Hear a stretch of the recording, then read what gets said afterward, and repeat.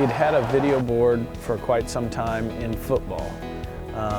And Allen Fieldhouse being such a historical venue, there was some hesitation at first into would it change the dynamic, would it change the tradition of Allen Fieldhouse. We were very conscious of respecting the tradition and hoping to add to it.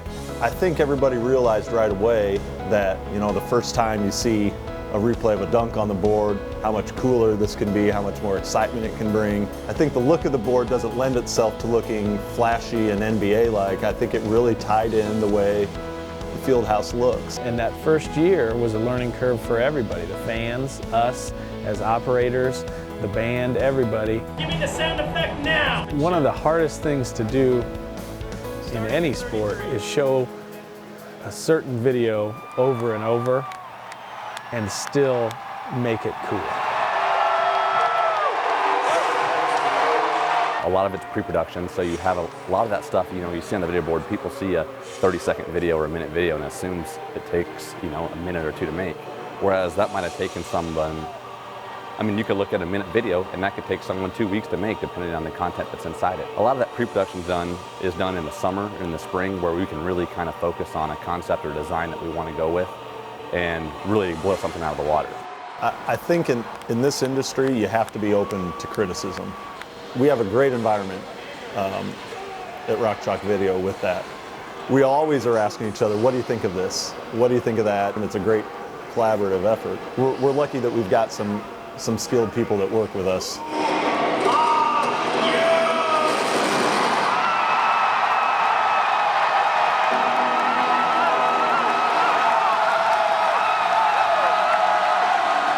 The week before a game, there's constant communication with marketing and Williams Fund, and that results in a script. Under 4 second half, we're doing big flags like we do in football in both student sections. And that script may change throughout the game, but during the game, from the control room, I'm constantly communicating with the band. So when we go into a timeout, they know how long to play, they know what song might work in a given situation. We're also talking to the PA announcer. We're talking to 2 other marketing people on wireless headsets. And then also on headset is all the camera people, instant replay, everybody in the control room. So communication is absolutely key. For the most part, he'll turn the show over to me as the director, and he'll just tell me, this break's coming up, this feature's coming up, that type of stuff.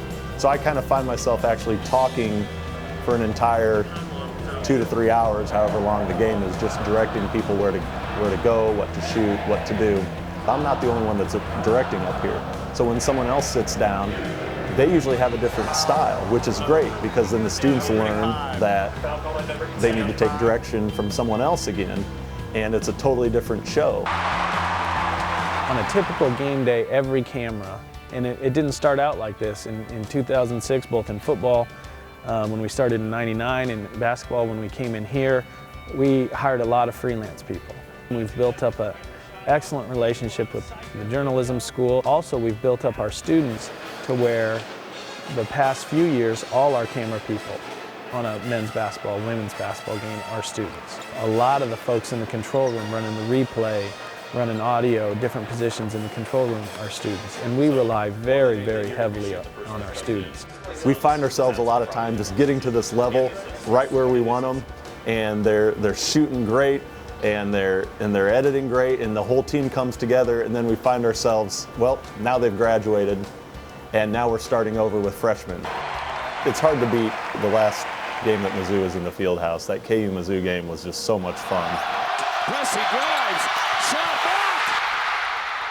We got overtime! We actually did a pretty good job that game of, once everyone was pumped up, we kept it going. We came in with Thunderstruck, and then we came in with a psych-up video, and we were able to keep that hype going. Not that they needed much help that game.